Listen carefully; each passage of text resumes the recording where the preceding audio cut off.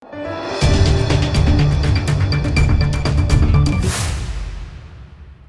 દર્શક મિત્રો, આપ જોઈ રહ્યા છો લોકમૈત્રી ન્યૂઝ. હું છું એન્કર અર્પિતા પટેલ. હવે જોઈએ અગત્યના સમાચાર.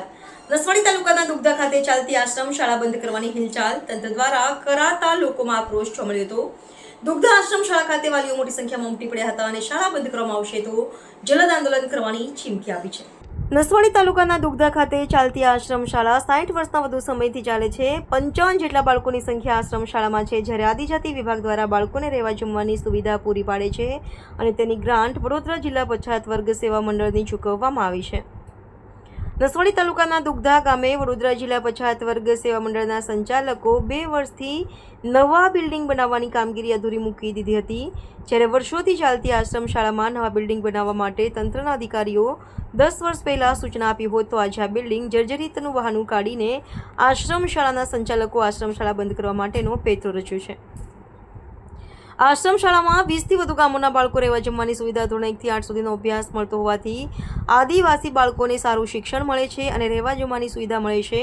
આશ્રમ શાળામાં 30 જેટલા વિદ્યાર્થીઓ અત્યાર સુધી ડેપ્યુટી કલેક્ટર કક્ષાના અધિકારી તેમજ નર્સિંગનો કોર્સ કરીને સરકારી નોકરીમાં તેમજ તલાટી અને શિક્ષકો આ શાળામાં ભણીને ગયેલા વિદ્યાર્થીઓ સરકારી નોકરી કરે છે. 30 જેટલા ગામો માટે આશીર્વાદ સમાન આશ્રમ શાળા છે. વાલીઓ કાઠિયાવાડમાં મજૂરી કામે જાય છે ત્યારે આશ્રમ શાળામાં બાળકોને મૂકીને જાય છે. આશ્રમ શાળામાં ભણીને નર્સની નોકરી મેળવનાર રિટાયર્ડ કર્મચારીએ આક્ષેપ કર્યો કે શિક્ષણ મંત્રી કુબેર ડિંડોર આદિવાસી બાળકોને અભ્યાસથી વંચિત રાખવા માંગે છે. આશ્રમ શાળા બંધ કરવામાં આવશે તો જલદ આંદોલન કરીશું અને રોડ રસ્તા બંધ કરી દઈશું અને નેતાઓને આ વિસ્તારમાં આવવા નહીં દઈએ તેવી ચીમકી ઉચ્ચારી છે. રિપોર્ટર રફીક ધણીવાલા, છોટાઉદેપુર.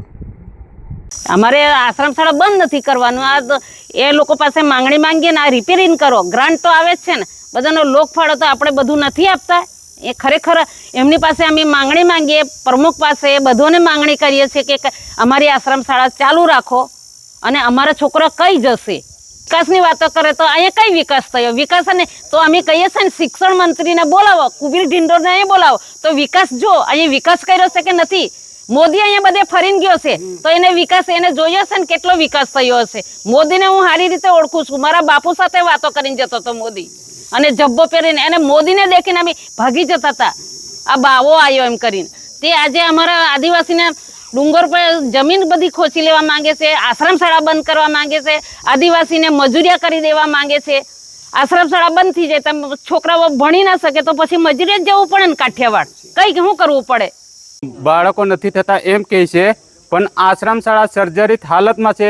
ભૌતિક સુવિધા નથી.